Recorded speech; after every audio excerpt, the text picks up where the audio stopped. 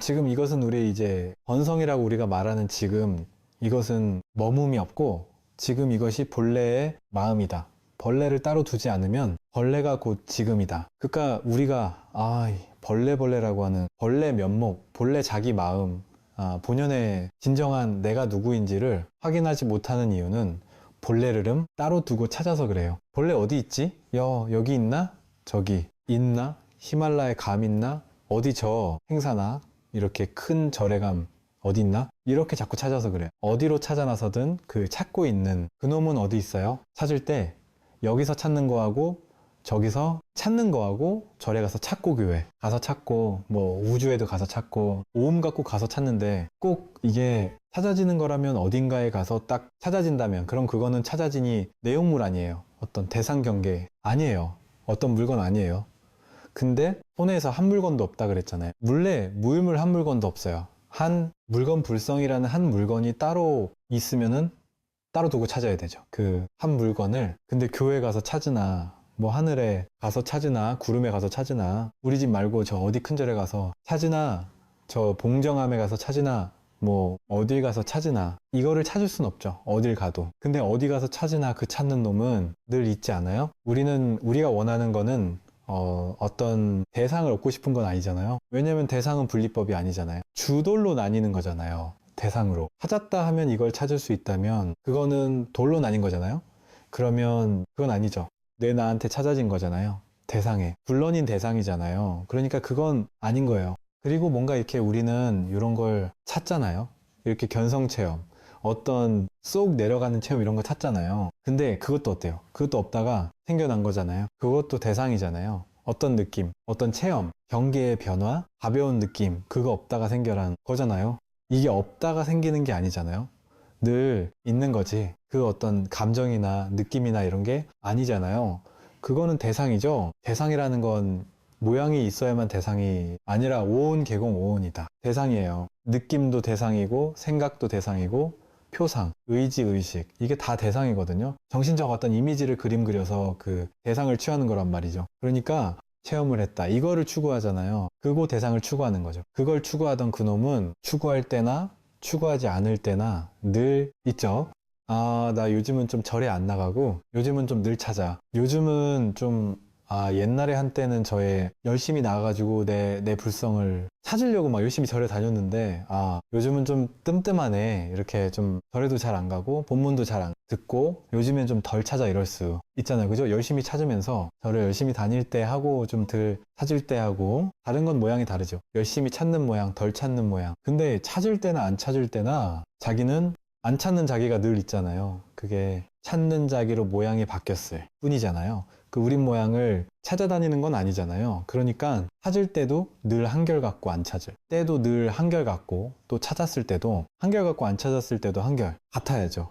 그러니까 이게 아이러니한 게 웃긴 게 이게 참 웃긴 게 못 찾은 사람이 이제 찾은 사람으로 바뀌고 싶잖아요. 근데 찾고 나면 이 공부가 해결될 것 같잖아요. 근데 찾기 전에 못 찾았을 때 하고 찾았을 때 하고 똑같은 거를 확인하는 거예요. 지금 못 찾았잖아요. 못 찾았다. 이렇게 생각하는 사람 많을 거 아니에요. 그런데 지금 있는 거란 말이에요. 찾았다 하고 나서 찾은 게 딱 생기고 나면 그때 가서 찾아진 게 아니고 그럼 뭐예요? 그게 지금 못 찾았어? 나는 내가 누군지 모르겠어. 하고 있는 그놈은 지금 있어요. 없어요? 그놈은 명백하게 있잖아요. 미치겠어. 나도 깨닫고 싶은데 안 깨달아져서 미치겠어 하는 그놈은 늘 있잖아요. 근데 그놈 이제 딱 깨닫고 나면은 우와 막 환희심으로 바뀌겠죠. 그래서 내가 드디어 깨달았어 막 이렇게 되겠죠. 그죠? 그럼 그거 조금 전까지 못 찾았어 하고 기가 주고 있다가 환희심으로 바뀐 게는 모양이잖아요. 경계잖아요. 이렇게 했다가 저렇게 왔다 갔다 하는 늘 한결같은 여부동한 게 아니잖아요. 근데 늘 한결같은 여부동한 이놈은 못 찾았어. 깨닫지 못했어. 할 때 깨닫지 못한 줄 허니 비추고 있죠. 깨닫지 못 깨달았다라는 걸 이게 비추고 있는 이놈은 깨어있단 말이에요. 깨달았다 할 때도 깨달은 내용을 보고 그 경계를 보고는 그 체험을 보고는 그 체험상을 보고 깨달았다 이렇게 붙잡게 되면 그 사람은 깨달은 게 아니에요. 깨달았어도 그런 사람 많아요. 깨닫고 나서 깨달으니 체험상을 깨달음인 걸로 착각해가지고 체험상은 왔다가 가거든요. 그 며칠 있다가 깨달음 한이심이 가고 나니까 미안해 나 막 깨달았다 자랑 막 하다가 며칠 있다가 아니야 나 못 깨달은 것 같아 내가 착각했나 봐 그러고 꼬리를 내리거든요. 왜? 그거 왔다 갔으니까. 이 체험했을 때 그 가볍고 환심 나는 마음은 왔다가 갔으니까 가고 나면 또 못 찾았다고 생각해요. 그러니까 체험하고 안 한 게 중요해요. 그게 중요한 게 아니죠. 그럼 미본질적인 거죠.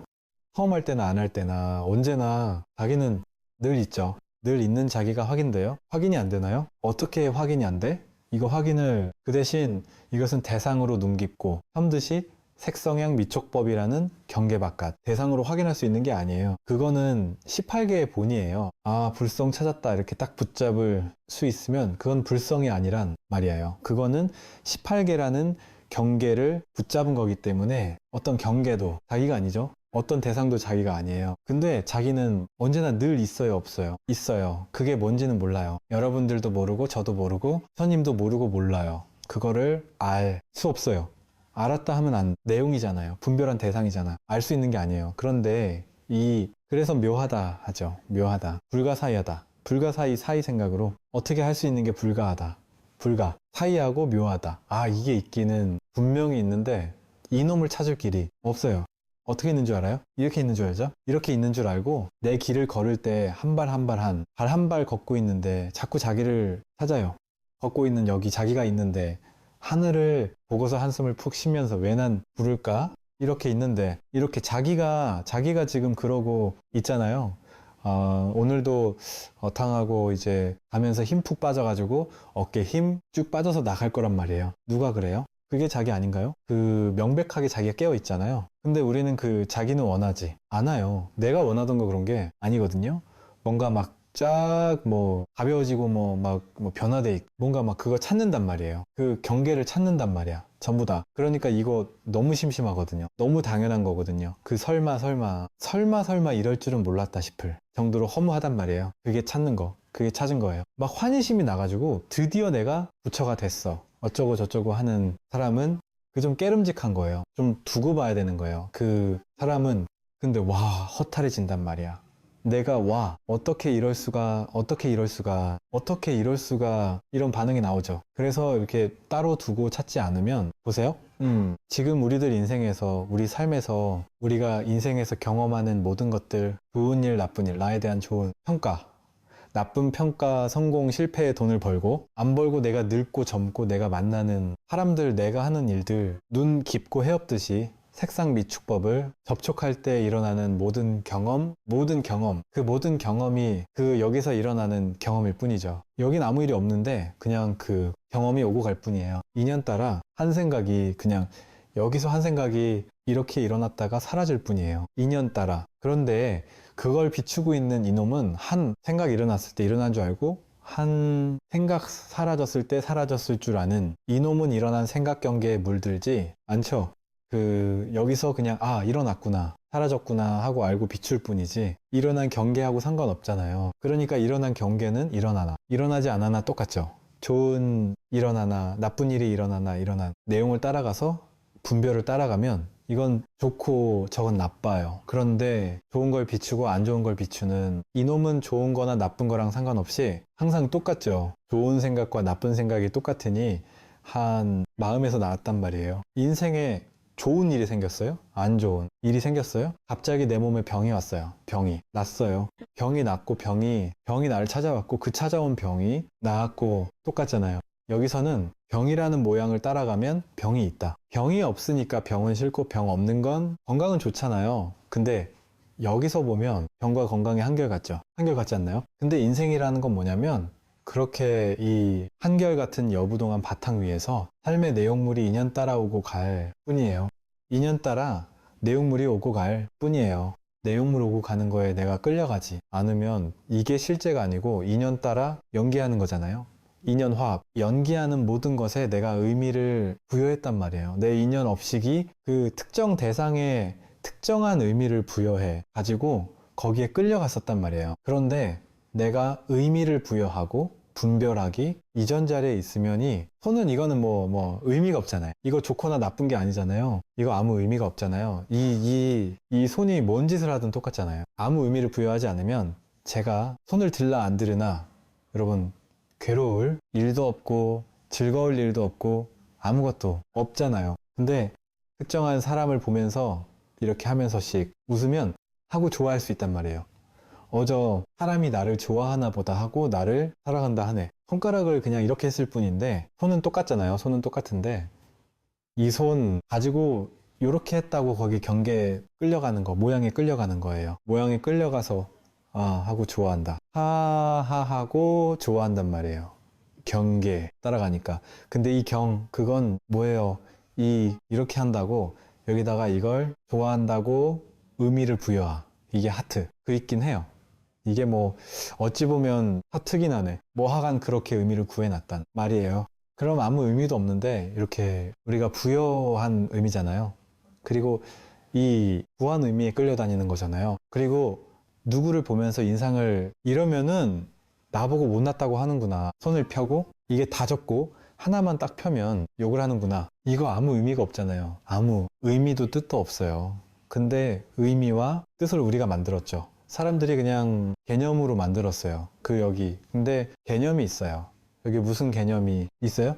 개념이 없는데 개념을 만들고 분별을 만들니까 그 분별 업식에 따라서 이렇게 한 거는 사랑한다는 의미화된 분별이 되는 거예요. 그럼이 이렇게 하는 인연 따라서 좋은 마음이 일어나요. 이렇게 하는 인연 따라서 나쁜 마음이 일어나요. 그럼 우린 그 좋은 마음과 나쁜 마음을 따라가요. 그 따라가니까 오늘 행복했어요.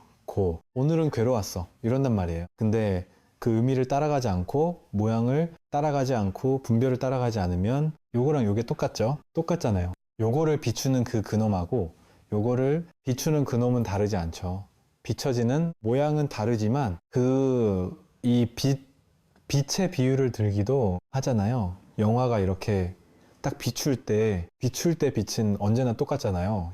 여기에 비친 모양은 온갖 아름다운 영화, 잔혹한 영화, 온갖 영화의 내용은 달라지지만 빛은 언제나 똑같잖아요. 이 모양만 보다가 딱 돌이켜서 그 빛 자체를 보란 말이에요.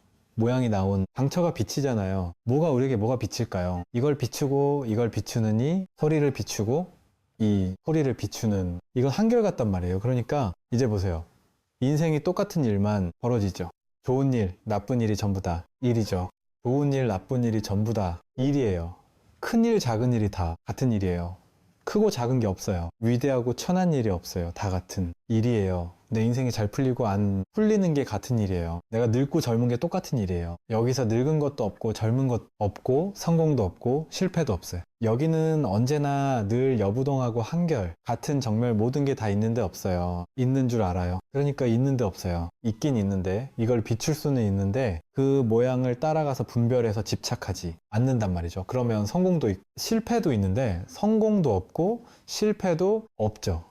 나도 있고 너도 있는데 나도 없고 너도 없죠. 나라는 이미지 개념이거든요. 그래도 뭔가 힘든 일이 있을 때는 그건 있는 것 같은데요. 그러지만 힘든 일이 있을 때도 막 힘들어서 스트레스 엄청 받을 때 가만히 시간 멈추고 보면 힘든 일이라는 그 생각을 내려놓고 그냥 보면 인연 따라 모이고 흩어지는 어떤 경험이 있을 뿐이에요. 어떤 힘든 일이 있어서 몸이 막 힘들고 불편하다. 막 힘든 엄청 무거운 짐을 들어지고 내가 회사에서 잘려가지고 이제 막 어디 아무것도 할 일이 없어서 어디 힘든 더운데 땡에서 노가다 같으니 이 얼마나 말인가 모르겠네요. 그 막노동을 시작했단 말이야. 이 무거운 걸 들어지고 왔다 갔다 하고 막 택배 상하차를 하고 있고 이런단 말이죠. 그랬을 때 힘들다, 무겁다, 비참하다. 내가 결국 이런 일까지 하는구나. 이렇게 생각할 수 있잖아요. 그건 생각이죠. 그 일이 좋거나 나쁜 것도 아니고 옳거나 그런 것도 아니고 힘들거나 힘들지 않은 것도 아니에요.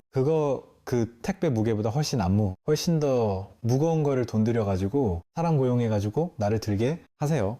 해서 사람 고용해서 헬스 트레이너가 옆에 앉아가지고 더 하나 더 이렇게 막 그냥 죽을 것 같은데 막 소리를 빡빡 찌면서 소리치면서까지 하나 더 드는 이거 돈 내고 하잖아요. 돈 많은 사람들은 힘들기로다. 지금 그게 더 힘든 거 아니에요? 훨씬 더 힘든 거죠. 옆에서 보채는 사람까지 있으니까 택배 상하차가 훨씬 쉽죠. 훨씬 쉴 수 있단 말이에요. 근데 왜 그게 더 힘든 것 같아 느껴질까요? 마음으로 생각으로 그걸 해석하면 그래요. 해석하면 사실은 그 순간 느껴지는 그 순간 경험되는 그 경험밖에 없어요. 그리고 그 경험은 좋거나 나쁜 경험이 아니에요. 이 택배를 이렇게 들고 있는 거랑 엿기를 들고 있는 거랑 들고 있는 건 다르지 않잖아요. 의미가 다를 뿐이지. 그러니까 무거운 걸 들고 있다라는. 상황은 좋거나 나쁜 상황이 아니에요. 어떨 땐 좋고 어떨 땐 안 좋죠. 하루 종일 하루에 어떤 사람 일하는데 하루에 몇만 보를 걸어야 됐는데요. 한 이 3만 보를 걸을 정도로 그렇게 일이 고되했고 힘드시대요. 근데 요즘 어르신들 만보기 차고 2만 보, 3만 보를 기어 이 산에 올라가지고 걸을 뿐만 아니라 요즘에요. 서울에 사네요. 사람들이 좋아해가지고 글기 훈련 같은 저 군인들, 제가 군인에 봤잖아요. 군인들 유격 훈련 같은 거라든지 군인들 훈련하러 가면요. 줄탁 올라가고 산에 내려갔다 넘고 어려운 데를 힘들게 올라가고 혼자 못 가면 옆에서 받쳐주고 이러면서 그 장애물 극복하고 이런 거를 한단 말이에요. 의권에서는. 근데 이 서울에 어느 날부턴가 서울에 사네. 그런 게 이게 좀 장사가 잘 되나 봐요. 사람들이 많이 오나 봐요. 그런 거 해놓으면 그 어느 날가 보면은 여기 없었는데 옛날에는 없었는데 보니까 저 수락산에 무슨 기차바위 이런 데 가면 그 어마어마한 그 바위를 끈 하나 해 놓고 나서 사람들이 그거 체험하려고 줄 서가지고 저기 올라갈 수 있나? 싶을 만한 곳을 이렇게 올라가게 만들어 놓고 그것도 인기를 끄니까 또 얼마 전에는 그 옆에 불람산에 가면요. 불람산 이렇게 서울에서 올라가고 남양주에서 불람사에서 올라가는 보통 그게 전통적인 코스였는데 불람산으로 안 가고 불람산 주차장에서 그 불람산으로 안 가고요. 그 옆에 조그만한 아기봉이라고 있어요. 그리고 이제 4호선이 저산개역인가 해서 저기 별내 북부역인가 이게 생겼어요. 별내 북부역에 딱 내리면 거기에서 이제 기봉으로 올라가는 불람산 올라가는 길이 있어요. 그걸로 이제 기봉으로 해서 올라가면 애기봉에서부터 불람산 정상까지가 전부 다 바위예요. 바위의 산, 불암산, 암산이잖아요. 완전히 바위거든요. 근데 바위에다가 이렇게 난간을 다 만들어 놓고 후지켓을 다 박아놔가지고 사람들 후지켓이가 아니라 이제 사람 밟을 수 있게 다 박아놔가지고 그 바위로 올라가는 게 그게 이제 또 스릴이 있단 말이죠. 그러니까 또 그게 또 인기. 거기가 그러고 가면 또 경제가 막혀요. 뻥 뚫리고 조금만 올라가도 바로 뻥 뚫린 풍경을 볼 수 있고 이렇게 좀 힘든 이런 걸 체험하려고 한단 말이에요. 힘들어 죽겠는데 그 힘든 걸 체험하러 간다니까요. 그럼 내가 스스로 힘든 걸 체험하고 거기서 뭔가 성취감을 느끼고 몸이 운동되는 기쁨을 느끼는 그것도 힘든 걸 체험하는 거잖아요. 근데 그땐 기쁘잖아요. 일할 땐 힘들고 생각만 딱 바꾸면 일할 때도 신나게 할 수 있어요. 평소에 일도 안 하는데 이렇게 움직이면서 운동도 하고 좋다 하고 아직 이 말은 뭐냐면요.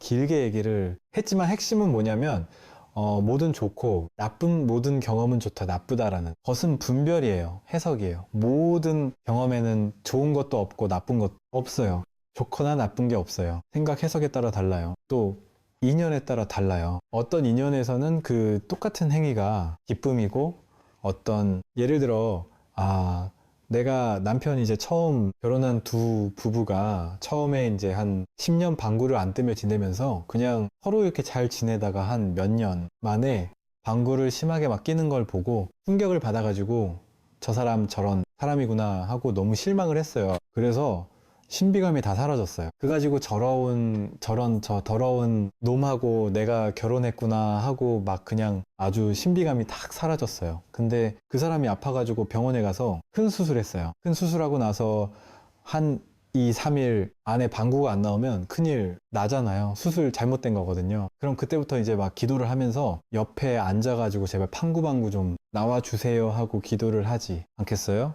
제발 여보 방구 좀 껴줘 하고 인연이 달라지면 어때요? 어떨 때는 방구 끼는 게 추저분하고 이 사람에 대한 엄청난 실망이었는데 어떨 땐 방구가 너무나 기쁨을 살리는 기쁨으로 다가올 수 있잖아요. 좀 심한 비유를 들었지만 이 비유를 드는 뭐예요? 좀 이렇게 강렬한 비유를 들었지만 이 세상 모든 일이 이와 같다는 얘기예요. 인연 따라 어떨 땐 좋고 어떨 땐 안 좋다니까요. 어떨 땐 좋고 어떨 땐 안 좋아요. 애가 학교 가가지고 성적의 꼴찌를 받아봤을 때 아주 안 좋을 거 아니에요. 그런데 어떤 분이 아이가 아파가지고 병원에 입원했다가 한 1년 넘게 학교를 못 다니다가 그래서 죽는 자는데 겨우 살았어요. 살아가지고 아이가 이제 처음 이제 1년 만에 학교를 간 거예요. 그랬으니까 마침 그날 시험을 봤는데 시험 빵점 맞아온단 말이죠. 그런데 얼마나 기쁘겠어.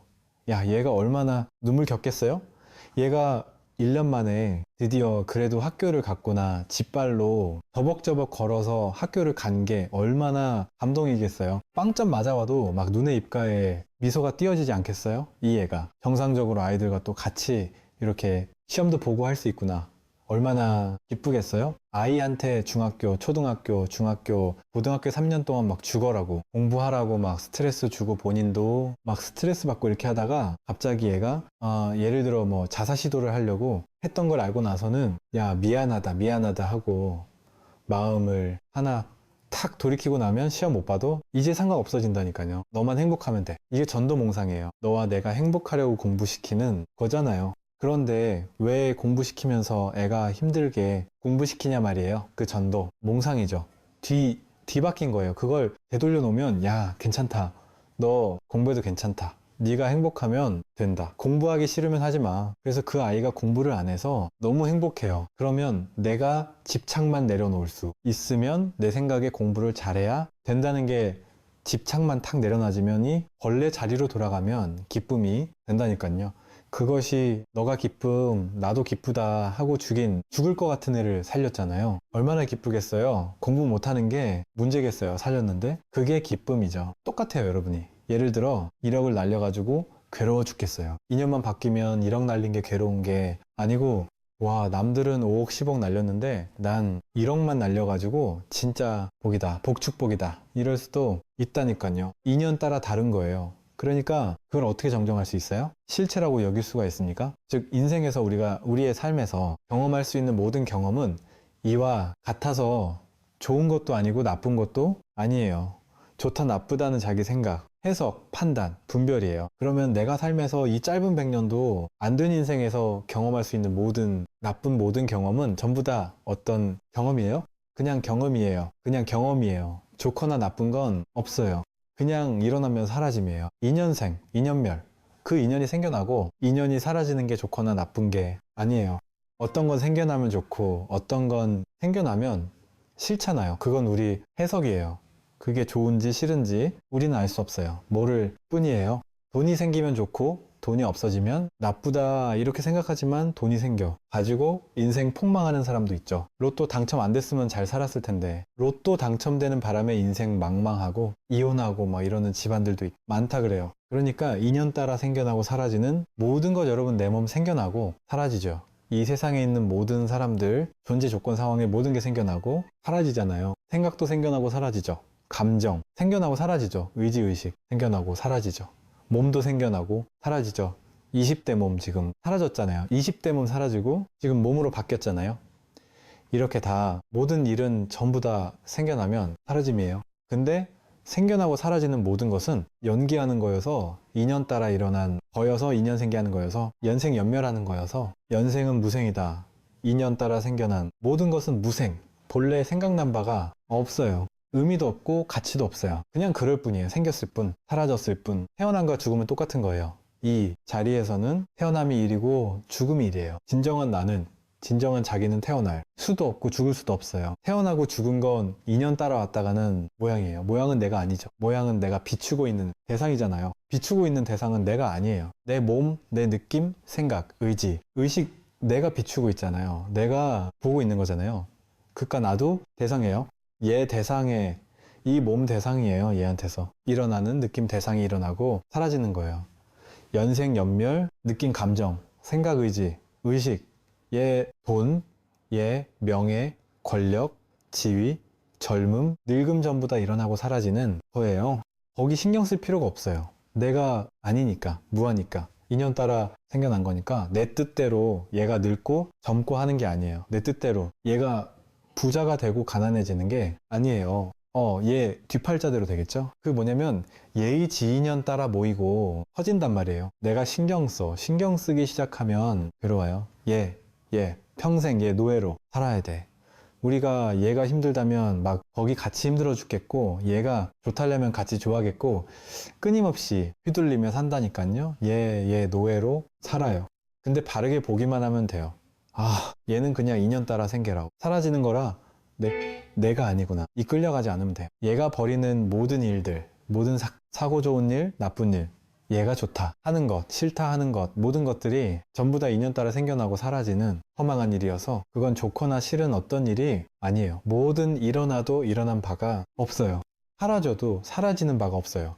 얘가 죽어도 죽는 게 없어요. 아무 일이 없어요. 공해요. 공한데 이렇게 공한 가운데 모든 일이 다 있는데 아무 일이 없단 말이에요. 이렇게 공한 가운데 좋고 나쁜 것도 아무 일이 없는 가운데 이렇게 다 있어요. 들리고 보이고 배도 고픈 줄 알고 밥 먹으면 배 부른 줄 알고 얘 하나가 살아있죠. 얘 이렇게 배부른 줄 알고 배고픈 줄 알고 소리가 들리는 줄 알고 보는 줄 알고 들리는 줄 알고 생각하는 줄 알고 판단하는 줄 알고 이 아는 이놈은 늘 한결같이 죽지 않고 계속 살아 있잖아요. 여기서 생겨난 분별심 가지고 우리는 분별심에 끌려다니까 그 끌려다니는 중생의 분별이 난 줄 알아서 괴로웠을 뿐이죠.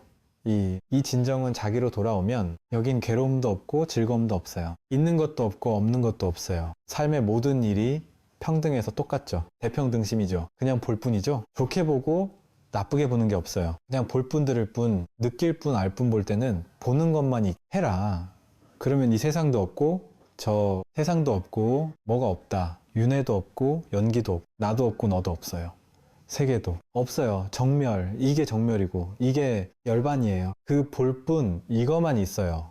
들을 뿐 느낄 뿐 알 뿐이 깨어있으면 이거밖에 없어요. 이게 지의 관이에요. 분별을 멈추면은 그냥 늘 관하고 있는 이 이놈 하나가 살아있어요. 이게 윗바사나죠. 이건 내가 만드는 게 아니에요. 이게요. 있음은 내가 만드는 게 아니에요. 내가 노력할 필요도 없어요. 애쓰지 않아도 이렇게 저절로 있는 거죠. 저절로 드러나 있는 거. 이게 나의 본래 면목이에요. 소리 아닌 이거, 모양 아닌 이거. 이거 어디서 확인해요? 여기서도 확인되죠? 여기서도 확인되죠? 하늘에서 확인되죠? 구름에서 확인되죠? TV를 보다가도 확인되죠? 화장실 가 응하다가도 확인되죠? 숨 쉴 때 확인되죠? 화날 때 확인되죠? 기쁠 때 확인되죠? 슬플 때 확인되죠? 괴로워 죽겠을 때 확인되잖아요. 생생하게 이거 하나가 살아있어요. 괴로움 있는 게 아니라 괴로울 때 언제나 내가 확인 안 될 때가 있으니까. 그러니까 머리로가 가지고 이런 질문을 들으면 머리로 가서 나 스님 질문을 똑바로 주세요. 그 나 몸으로서 오원으로서의 나를 묻는 거예요.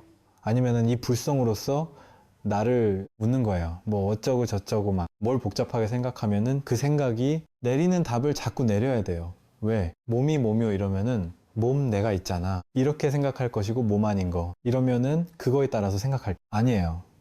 이게 진정한 나약 뭐 오로서의 나냐 뭐 불성으로서의 나냐 아니면은 애우로서의 나냐 이것도 다 분별해요. 이거 다 필요 없는 소리예요. 다 같은 얘기를 하는 거거든요. 둘로 나눠 가서 생각할 필요가 없어요. 진짜 배기를 바로 들어갈 때는 그런 거 생각할 필요 없다니까요. 제 질문에 지금 이게 참나를 얘기하는 거예요. 가가짜에고의 나를 얘기하는 거예요. 그거 그 필요 없다니까요. 그건 아르마리잖아요. 아르마리 없이 그냥 단순한 질문이에요. 내가 지금 있어요 없어요? 있어요 없어요? 너무 당연하잖아요. 죽었어요. 살아있어요. 살아요. 어떻게 알아요? 이렇게 알죠? 이 살아 있잖아요. 이렇게 이걸 살았으니까 이걸 보고 있죠. 살았으니까 이걸 듣고 있죠. 이렇게 살아있는 게 확인되죠. 생각할 때 생각하는 생각이 막 떠르는 걸 보고 있는 그놈이 있잖아요. 그러니까 생각할 때 어떤 생각하든 생각의 내용은 상관없이 이 마음 하나 살아있죠. 그러니까 번뇌가 곧벌리죠. 번뇌가 일어날 때 그 번뇌를 비추고 있는 이놈이 살아있단 말이에요. 삶의 모든 순간에 자기가 자기 하나밖에 없죠. 그거라니까요. 자꾸 붙잡으려고 하면은 분별이 붙잡으려고 하는 거거든요. 나와 너를 돌로 나눠가지고 그게 분별의 습관이에요. 그래서 깨달음은 쉽시운데 어렵지 않은데 분별의 없음 때문에 이게 확인 안 된다는 표현을 쓰고 또 분별의 없음 때문에 확인하고 나서도 나요 살아있어요 죽어있어요 살아있어요 나 있어요 없어요 있어요 이렇게 확인 다 해놓고 나서 바로 뒷생각 따라가면은 또 찾아요. 집 가면서 또 찾고 못 찾았다 하고 모르겠다 하고 그거는 그냥 그런 거고 이제 또 찾기 시작해야 된단 말이에요. 왜? 생각으로 들어갈 때 또 찾는 거예요. 생각으로 들어가지 않으면 확인이 됩니까 안 됩니까? 어떻게 확인이 안 될 수가 있죠? 이거예요. 의심하지 말란 말이에요. 물론 이제 의심이 돼요. 그래서 이걸 신성취 이런 표현 써. 믿음의 성취. 처음엔 믿었다가 생각 따라간 업습 때문에 생각이 곧장 끼어들어가지고 그거 아니야. 그래도 처음 있어야 돼. 이렇게 자꾸 속삭인다니까요. 그러면 또 찾아요. 생각 따라가니까. 뭐 그래도 어쩔 수 없어요. 그래도 살다 보면서 다양한 미진함 같은 느낌으로도 오고 뭔가 확인된 것 같은 느낌으로도 오고 깨달음이 이럴 리가 없어라는 생각으로도 오고, 왜 그러냐면 깨달아도 안목이 달라지는 것 뿐이지 이 몸에서 달라지는 게 뭐가 느껴지고 이러진 않거든. 얘 몸에 업습이 있잖아요. 얘가 지금까지 몇십 년 살아둔 업이 있잖아요.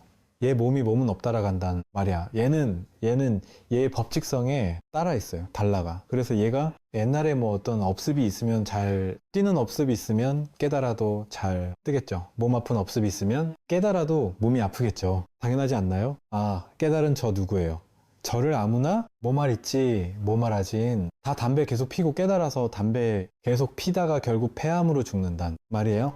그 상관이 없어요. 깨달음하고 상관이 없어요. 그거니 얘가 그런 거야. 얘가 그러니까 몸뚱이 업습은 그대로 간단 말이에요. 왜? 성격도 있겠죠. 좋아하는 음식도 있겠죠. 평소에 청소를 잘하는 성향도 있고 청소를 잘 안 하는 성향도 있겠죠. 그게 깨닫는다고 천편 늘릴 쪽으로 깨달은 사람의 삶과 모양으로 확 바뀌겠어요? 그게 정해졌으면 그렇게 바뀌겠죠. 깨달은 사람은 이렇게 사는 사람이야 라고 정해져 있으면 정해져 있을까요? 어떻게 정해져 있어요? 깨달음 속에서 청소 잘하는 것도 나오고 청소 못하는 것도 나오고 모든 게 다 여기 깨달음 속에서 나오고 근데 깨달음에 어떻게 정해진 모양이 있겠어요? 그러니까 이 얘를 대고 살잖아요. 그러니까 얘 모습을 보니까 처음에는 딱 확인해서 야 이거구나 했는데 얘가 하는 짓거리를 보니까 영중생이의 중생. 내 마음에 안 들어 얘가 깨달았다고. 이해할 수가 없어. 믿을 수가 없어. 이게 뭔 깨달음이냐. 이 화도 보록보록 내고 때로 욕심도 있고 막 이런단 말이에요. 그러니까 믿을 수가 없어요. 왜 믿을 수가 없을까요? 내 생각 속에 깨달으면 이런 거야 라는 절대 화 안 내고 욕심도 일도 없고 완전 무소유가 되고 욕심이 일도 생기지 않고 뭐 이런 식으로 생각을 한단 말이에요. 깨달으면 그럴 거라고. 그러니까 미진한 거예요. 분별심 가지고 깨달음 이런 거라고 정해 놓으니까 정해놓은 게 있으니까 거기 미달되거든요 내가. 근데 깨달음은 그러니까 이 공부를 한참 하고 나서 제 공부가 좀 된 줄 알았는데 이런 질문 한다니까요. 제가 어지간한 거에서 많이 가벼워졌는데요. 생각이 많아요. 생각이 자꾸 나를 집어삼켜요. 생각은 계속 많아요. 생각 없을 수가 없어요. 생각 없으면 안 돼요. 여러분이 깨닫고자 하는 목적이 이런 게 되고 싶은 거예요. 돌처럼 아무 생각 못하는 움직이지도 못하는 생각 안 하면 큰일 나요. 생각은 다 해요. 생각이 있는데 생각에 끌려가지 않고 생각이 있는데 생각을 과도하게 믿지 않고 과도하게 집착하지 않고 생각이 일어나는데 아무 상관이 없는 거예요. 삶에 힘든 일도 있고 좋은 일 여러분 깨달으면 삶에 좋은 일만 생기는 거 같죠? 아니에요. 그건 업 따라가요. 그 몸뚱이 업 따라간다니까요. 왜? 내가 깨달은 게 얘가 깨달은 게 아니거든요. 얘는 얘 몸뚱이 업 따라 간다니까요. 그러니까 깨달은 사람이 법을 펴다가 빨리 죽을 수도 있고 그렇게 뭐 암 걸려 죽을 수도 있고 뭐 팔자가 빨리 죽을 사람이면 빨리 죽을 수도 있고 오래 살 수도 있고 그건 뭐 알 수 없는 거죠. 어떤 분은 옛날엔 그랬다니까요. 깨달은 사람이면 병원에 안 간다. 병원 가면 깨달은 사람이 아니다. 이렇게 얘기를 하는 분이 있었어요. 옛날에. 그리고 만약에 병원을 간다면 100번 양보해서 병원을 간다면 그분은 수술할 때 절대 마취 안 한다. 그냥 해주세요. 이러고 딱 보면서 배 쭉 짖는 걸 그냥 보면서 통증도 느끼지 않으면서 다 이렇게 그런 생각을 했었다니까. 옛날에는 지금도 그런 사람 많이 있을 거예요. 그러니까 여러분이 예를 들어 깨닫고 나면 주변 사람들 나를 부처로 모실 것 같죠? 절대 안 그럴걸요. 아니 몸뚱이 하는 짓을 보면 옛날 별거 없거든요. 그냥 세속 삶을 살거든요. 평범한 사람처럼 살거든요. 그러니까 보세요. 저 조주구불이라고 불리던 예 부처라고 불릴 정도의 큰 고승이었단 말이야. 조주스님이. 근데 그 조주스님이 멀리서 찾아와서 법을 묻는 사람은 한번 법을 묻고 답을 듣고 갈 거 아니에요. 근데 그 마을에 같이 사는 동네 할머니들은 조스님 평소에 하는 짓거리를 보니까 기도도 안 하고 연불도 안 하고 목탁도 안 치고 뭐 예를 들어 참선도 안 하고 딱 앉아가지고 자선도 안 하고 맨날 뭐 그냥 저저하러 신심이 없어 보인단 말이에요. 그러니까 와 가지고 조주 스님한테 중이 됐어. 말이지 기도도 하고 좀 신심이 있어야지. 머림지 스님이면은 신심이 있어야지 신심도 없다 하면서 그랬단 말이에요. 그러니까 그렇게 보이는 거예요. 그렇게 보일 수도 있어요. 일반인들이 보기에는 그냥 평범해 보일 수 있어요. 평범해지거든요. 특별해진 사람으로 바뀌는 게 아니에요. 그건 그냥 없다라는 거예요. 그리고 볼을 깨쳤다고 전부 다 막 법을 펴고 법을 펴면 사람들이 막 구름대처럼 몰려들고 그게 아니에요. 그건 그 사람의 인연이에요. 인연 있는 사람은 돈을 못 깨쳤어도 사람들한테 인기가 많아서 막 인기가 있을 수 있고 그 절이 큰 절, 주지가 될 수도 있고 도우가 아무리 스승해도 그 절에 정말 파리가 날릴 수도 있어요. 신자들 하나도 안 찾아오고 그럴 수 있어요. 그거는 인연인 거야. 인연 모양의 세계잖아요. 그리고 이 도에는 뭐 무슨 메이커, 무슨 뭐 그 사람이 학식이 있느냐, 무슨 학교를 나왔느냐, 뭐 학교가 있느냐, 무슨 정통 종단이냐, 뭐 은사 스님이 어떤 분이냐, 내지는 어떤 삶의 궤적을 걸어왔느냐, 뭐 이런 거 있잖아요. 우리 옛날에 그런 게 되게 중요했잖아요. 근데 지금의 시대 자체가 그런 게 깨지는 시대잖아요. 왜? 낡은 권위적인 규정하는 어떤 정해진 그런 틀들이 다 깨지는 시대예요. 열리는 시대의 특징이에요. 그게 그런 고정된 관념으로 바라보지 않아요. 그냥 있는 그대로 볼 뿐이에요. 시대가 그렇게 깨어나요. 그러니 보세요. 지금까지 살아온 인생 아무 일도 없었어요. 좋은 일도 없었고 안 좋은 일도 없었어요. 죄의식 가질 필요가 없죠. 이거 깨달으면 죄의식도 망상이잖아요. 이미 지나간 걸 붙잡아가지고 내가 옛날에 죄를 졌어 할 필요가 있어요. 거기 머물러 있을 필요가 없어요. 그거 지금 찾으면 있습니까? 옛날에 10년 전에 20년 전에 지었던 죄가 지금 있어요. 그 생각하는 거잖아요. 거기 머물러서 생각하는 거잖아요. 생각이 머무르는 거잖아요. 머물지 않으면, 생각 따라가지 않으면 지금이 일뿐이죠. 아무 일 없는 일뿐이죠. 이거 때리는 얘기를 하는 게 아니에요. 이 아무 일 없는 일밖에 없어요. 과거가 어디 있고 미래가 어디 있어요? 미래에 내가 늙어서 병들면 어쩌지가 어디 있냐 말이에요. 지금 일밖에 없는데 여기에 무슨 죄의식이 있어요? 미래에 대한 기대가 있어요. 여기 무슨 미래에 대한 기대가 있어요? 미래에 뭘 기대를 하죠? 기대를 하려면 얘가 나라고 생각할 때만 얘가 미래에 늙지 않았으면 좋겠고 아프지 않았으면 좋겠다는 기대를 하잖아요. 희망을 품잖아요. 이거 내가 아닌데 뭔 희망이 있고 뭔 기대가 있어요? 달라질 게 아무것도 없는데요. 언제나 여부동에서 이놈은 좋을 것도 없고 나쁠 것도 없고 언제나 한결같은 한마음인데 달라지는 게 없는데 뭐를 꿈꾸죠? 꿈꿀 게 없어요. 공부 다 해마단 말이에요. 지금 여기서 그냥 사는 거예요. 그러니까 이의 없이 사는 거예요. 배고픈 밥 먹고 졸리면 자고 이게 가장 위대한 도의 삶이에요. 일을 다해 마쳤으니까 무학도 배울게. 더 이상 지금 여기 있으니까 어떤 일도 일어나지 않아요. 과거에 어떤 일도 일어나지 않았고 미래에도 어떤 일도 일어나지 않습니다. 본는 지금 이 일뿐이에요. 그러니 뭘 근심 걱정하며 살겠어요? 뭐를 희망을 품으며 살겠어요? 삶에 무슨 목적이 있겠어요? 꿈꾸는 게 뭐가 있겠어요? 그냥 인연 따라 살 뿐이죠. 배고프면 먹고 졸리면 자고 일 있어요. 땐이라고 돈 필요하면 돈 벌러 나가고 자식이 뭐 하겠다 이러면은 그 해주고 해줄 여력 없으면 또 돈 벌러 나가고 예, 여러분 반갑습니다. 저는 혜한쌤이라고 합니다. 제가 강의할 내용은 불교 음악, 명상에 관한 내용입니다. 불교, 명상의 그 실제에 대해서 어떻게 실천, 방법에 대해서 제가 강의를 하려고 합니다. 불교는 명상의 종교고 사실은 불교의 시작과 같은 음악, 명상입니다. 저희가 일상에서도 실천할 수 있는 그런 영상에 대해서 또 그 원리에 대해서 제가 강의를 하려고 합니다. 음악. 사실 이게 명상은 바로 마음의 짐을 내려놓는 과정입니다. 마음의 짐이라는 게 우리 마음에 있는 괴로움, 스트레스, 고통들인 거죠. 이 불교의 목적도 마찬가지입니다. 불교라는 종교의 목적도 바로 이 마음의 짐을 내려놓기 위한 것입니다. 괴로움에서 벗어나기 위한 것.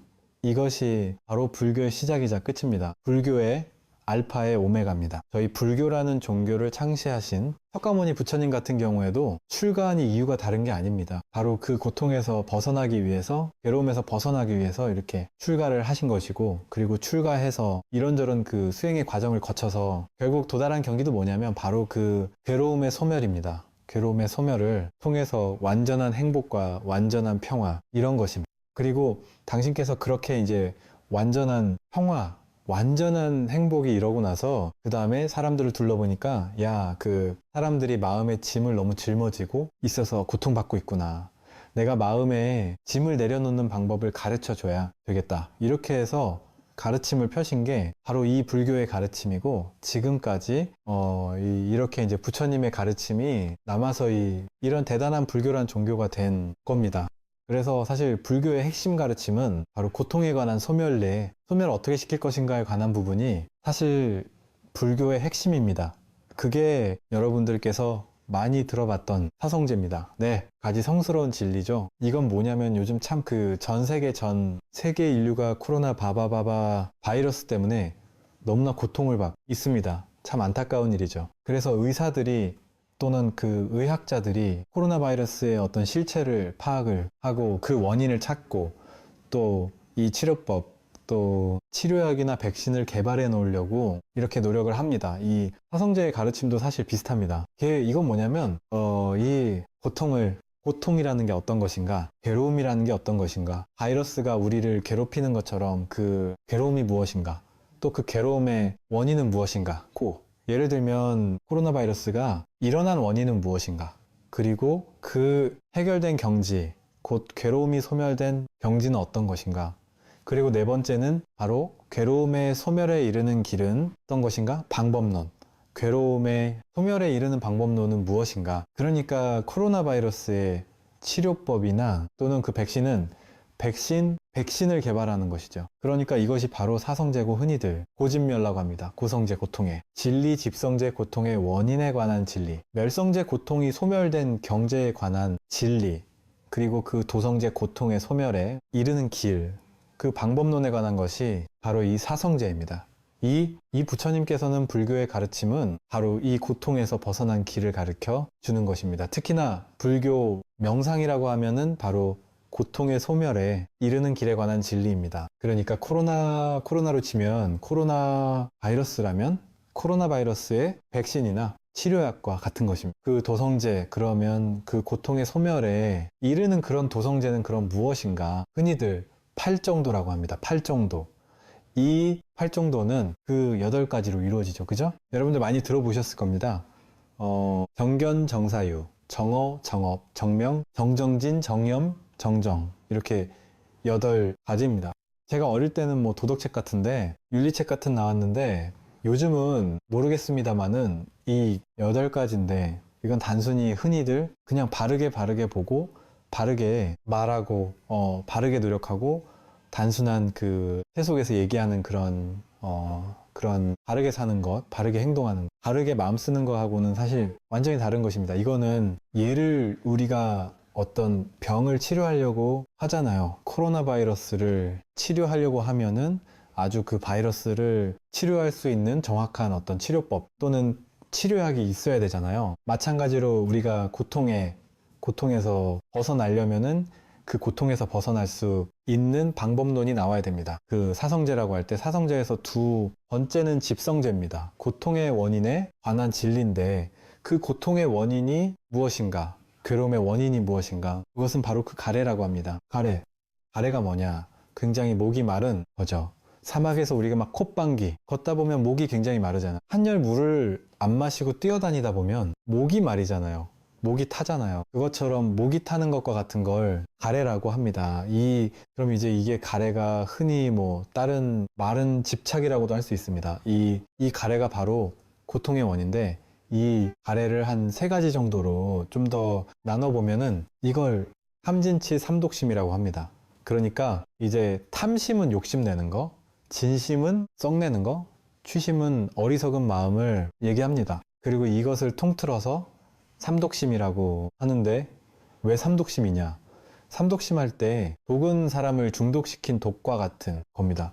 그러니까 이 삼삼독심이라는 게 이 3가지가 바로 독과 같이 우리를 고통스럽게 중독시키기 때문에 바로 삼독심이라고 하는 겁니다. 이 삼독심이 바로 이제 고통의 원인이라는 것이죠.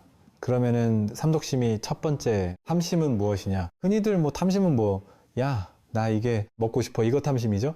난 좋은 차를 타고 싶어. 내가 멋진 명품백을 들고 싶어. 이런 버전 탐심입니다. 근데 사실 좀 더 그 근본적인 의미에서는 탐심은 일체에 원하는 말입니다. 일체에 그게 물질을 원하든 내가 어떤 성공을 원하든 또는 행복을 원하든 평화를 원하든 심지어 깨달음을 원하더라도 이 모든 원함은 바로 탐심입니다. 이게 바로 고통의 원인 중에 한 가지라는 거죠. 그리고 진심은 뭐냐? 흔히 썩냄이라고 얘기를 합니다. 근데 뭐, 엄마한테 성을 낸다. 친구한테 성을 낸다. 뒤에서 차가 내 차를 박아서 내가 성을 낸다. 그 사람한테 내가 실패를 성을 낸다. 이런 것도 다 그 성냄이죠. 그렇지만 성냄은 좀 더 넓은 의미가 있습니다. 그 의미가 무엇이냐면 일체의 싫어하는 마음 또는 불만족. 내가 예를 들면은 한숨 지금 그 공부하기 싫다. 이것도 사실 진심입니다. 싫어한 마음이니까. 나는 시금치를 싫어하는데, 시금치 먹기 싫어. 이것도 어떻게 보면은 진심입니다. 내 마음이 평화롭지가 않아요. 우울해. 나 여기서 벗어나고 싶어. 나이 상태가 싫어. 이런 것도 전부 다 진심입니다. 일체 싫어한 마음. 어리석은 뭐냐 하면 바로 아까 얘기했던 사성제, 고통에 관한 진리, 사성제에 대한 바른 법에 대한 이해가 없는 것. 이게 바로 어리석음입니다. 그러니까 요약하자면은 바로 원하는 마음과 싫어함과 불만족. 바로 어리석음이 바로 고통의 원인이라는 것이죠. 그리고 이것을 제거하면은 이것을 소멸시키면은 우리가 바로 괴로움에서 벗어난다는 것이죠. 그리고 이 세 가지 탐진치를 원함과 불만족, 실함, 어리석음을 제거하는 방법론이 바로 팔종도입니다. 이 팔종도는 아까 8가지로 얘기했지만은 또 이걸 3가지로 요약할 수도 있습니다. 이 3가지가 뭐냐면은 흔히들 개정의 사막이라고 합니다. 개정의 사막. 걔는 뭐냐? 여러분들 뭐 불자들 쓰면은 5개가 있잖아요. 탈생하지 말라, 훔치지 말라, 사된, 음행을 하지 말라, 거짓말하지 말라, 술 마시지 말라. 스님들 같으면은 250개가 있습니다. 250가지 지켜야 될 그런 일종의 규율이 있습니다. 비구 스님들 같은 경우는 근데 사실 이렇게 어떤 우리가 윤리적, 도덕적으로 지켜야 될 그런 규율이란 의미도 있지만은 이건 좀 더 폭넓게 보자면은 덕 있는 삶을 사는 것이 바로 덕행입니다. 사람이 저 사람은 인격이 괜찮아. 쓰는 게 괜찮아. 참 순수해 이러잖아요. 저 사람은 덕이 있어 이러잖아요. 어떤 행동이나 말이나 마음으로 이렇게 덕 있는 삶을 살잖아요. 그게 바로 덕행입니다. 그 다음에 개정의 중에 정은 뭐냐? 삼매입니다. 삼매. 여러분들 뭐 삼매를 들어보셨죠? 그죠? 흔히들 세속에서는 뭐 한숨, 독서 삼매에 빠진다 이랬잖아요. 책을 읽다 보면 그게 쭉 빠지더라서 콧방귀, 주의를 많이 잊어버리면 이제 그런 것처럼 그 명상을 통해서 마음이 깨어있는 상태로 하나의 깊이 몰입된 상태입니다. 그리고 이 해는 뭐냐? 해는 지혜입니다. 지혜. 이 지혜는 어떤 정신과 물질 몸과 마음을 있는 그대로 보는 것입니다. 보통은 뭐냐 하면 사람들은 영원하지. 아는 것을 영원하다 보고 변하는 것을 영원하다고 봅니다. 내게 아닌 것을 내 것이라 보고 고통인 거를 고통해. 아니라고 보는 그런 어떤 전도된 견해가 있습니다. 이런 걸어내고서 우리의 몸과 마음을 있는 그대로 보는 것이 바로 지혜입니다. 수행을 측면에서 보자면 좀 더 구체적으로 개종에게는 아까 얘기했다시피 덕행의 측면이고 정은 사마타에는 윗바사나라고도 표현할 수가 있습니다. 수행적인 측면, 명상의 측면에서 정은 사마타라고 하는데 이 사마타가 무엇이냐?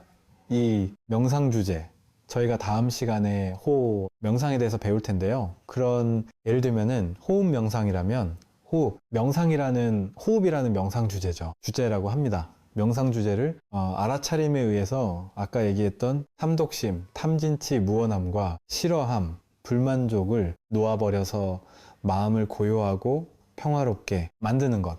이것이 바로 사마타입니다. 그리고 해의 지혜의 측면은 바로 윗바사나라고 할 수 있습니다. 윗바사나가 무엇이냐? 윗바사나는 이것도 마찬가지로 탐진치 삼독심, 원함과 불만족을 실험함을 놓아버리게 한 방법이지만은 이것은 자기 마음에 대한 반조를 통해서 이런 탐진치를 놓아버린 것이 바로 윗바산입니다. 그러니까 예를 들면은 생각이 있다면은 생각이 아침에 했던 생각이 있단 말이죠. 그 생각이 지금 있나요? 없단 말이죠. 무상이 일어나서 사라지는 것이란 말이죠. 대참대 콧방귀. 지난밤에는 너무 슬펐는데 하루 지나니까도 괜찮은 경우가 있잖아. 일시적 일어났다가 사라진 것이잖아요. 그 당시에는 죽을 것 같았는데 지금 괜찮단 말이죠. 여러분들도 뭐 다 젊은 시절에 저도 그렇고 이 시련을 겪은 적이 있단 말이죠. 연인과의 관계에서 뭐 이런 관계가 안 좋아서 굉장히 고통받은 적 있지만은 시간이 지나면 어떻습니까? 다 사라지잖아요. 그런 감정이나 생각들, 일시적이단 말이죠. 아, 내가 일어난 생각이나 감정이 일시적이구나. 이러면서 이걸 놓아버릴 수가 있는 거죠. 또는, 아, 이게 내가 내 마음에 어떤 이런저런 생각들이 나를 괴롭힌 생각들이 있단 말이죠. 근데 이걸 계속 잡고 있으면은 괴롭단 말이죠. 근데 어느 순간 마음을 돌이켜서 이걸 놔버린단 말이에요. 그러면 그 고통에서 벗어나게 됩니다. 아, 그러면서 이게 생각을 잡고 있는 감정을 잡고 있는 것이 고통이구나. 내가 고통스러운 걸 내가 왜 잡고 있지? 이렇게 반주하면서 저희가 이런 괴로움에서 벗어날 수도 있습니다. 이렇게 마음에 대한 반조를 통해서 이 탐진치를 놔버린 것이 바로 윗바사나라고 합니다. 이 흔히들 비유를 하자면은 이 호수로서 비유를 할 수가 있습니다. 호수로도 비유할 수가 있는데 이 여러분들이 호수가 있다면은 산중에 크고 큰 호수가 있는데 그날 바람이 세차게 분다고 상상을 해 보십시오. 그러면은 바람이 세차게 불면은 호수에 물결이 일렁일렁거리겠죠. 세차게 일렁거리겠죠. 근데 그럴 때 그 호수 밑을 보게 되면은 일렁이는 물결 때문에 호수 밑에 뭐가 있는지 아무것도 안 보이죠. 그죠? 밑에 고기가 있는지 죄악돌이 있는지 해초가 있는지 아무것도 안 보입니다. 그렇지만은 그날 바람이 완전히 잔잔해져서 수면이 아주 고요하게 정지 있다. 이럴 때 그 호수 아래를 보면 어떻습니까? 뒤에 밑에 송사리가 지나가는지 송어가 지나가는지 밑에 조약돌이 있는지 바위가 있는지 해초가 있는지 있는 대로 보입니다. 그러니까 아까 얘기했던 사마타는 뭐냐 하면이 호수에서 바람이 불어서 일러있는 물결 그 바람을 그대로 멈추는 것 같습니다. 영상 주제를 알아차리면서 마음을 고요하고 평화롭게 만들면은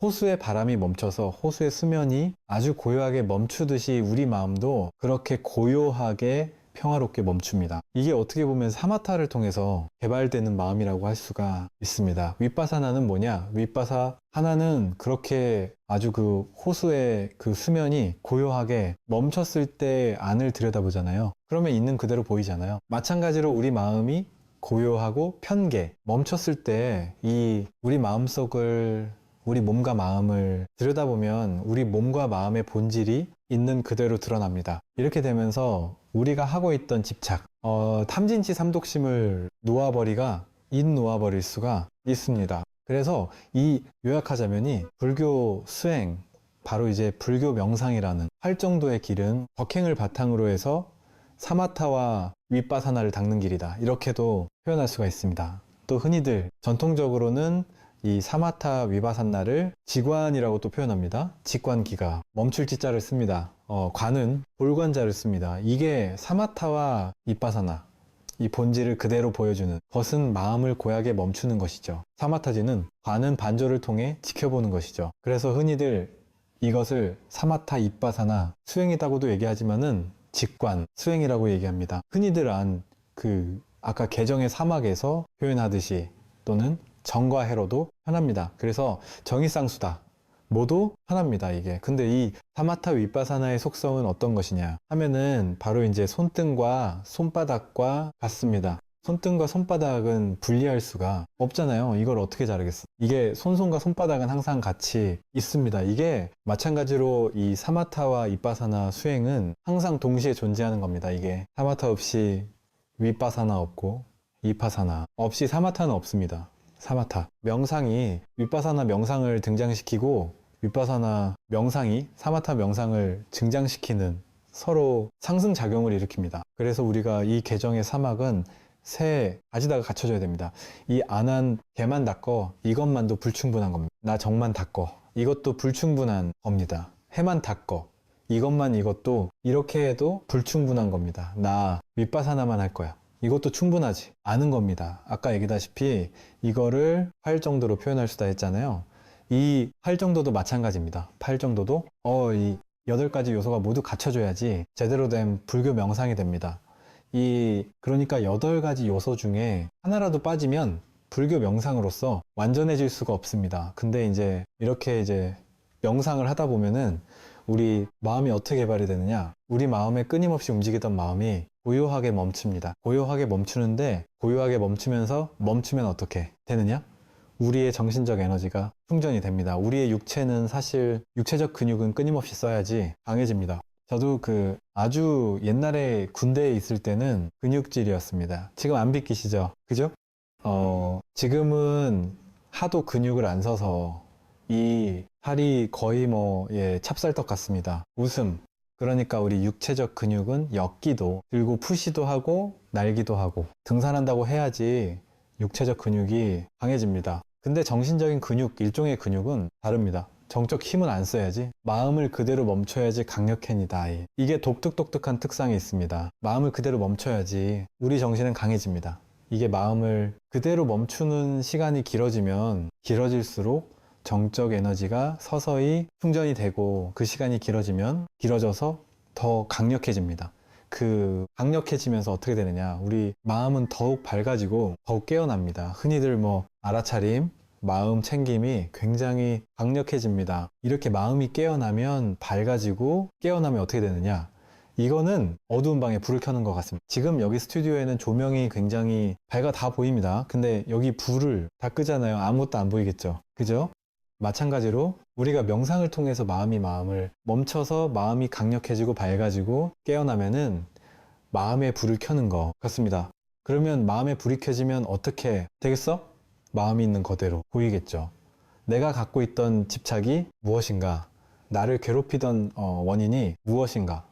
나를 괴롭히는 탐심과 진심 무엇인가? 이런 것들이 있는 것대로 보이게 됩니다. 그러면서 그런 것들을 놓아버릴 수가 있게 됩니다. 그러면 우리 마음은 더욱 평화롭고 행복해지는 것이죠. 어쨌든 간에 요약하자면 바로 이 불교 명상은 괴로움에서 벗어나서 점점 행복해지는 과정입니다. 그러니까 정말 요즘 사람들이 행복해지고 싶어 합니다. 웰빙을 찾습니다. 그래서 요즘 유기농 음식도 인기불티가 나고 온갖 좋은 걸 다 먹습니다. 보약도 먹고 건강식도 먹습니다. 어쨌든 간에 다들 행복해지기 위해서 하는 것인데, 여러분들이 진정으로 웰빙을 원하신다면, 진정으로 행복을 원하신다면 바로 이런 불교 명상을 하시면은 진정하게 괴로움에서 벗어나 행복에 이르실 수가 있을 것입니다. 예.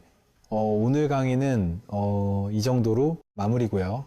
이 다음 주에는 과거와 미래, 그리고 생각을 버리는 음악, 그런 방법에 대해서 다뤄보도록 하겠습니다. 예, 감사합니다. 성불하십시오.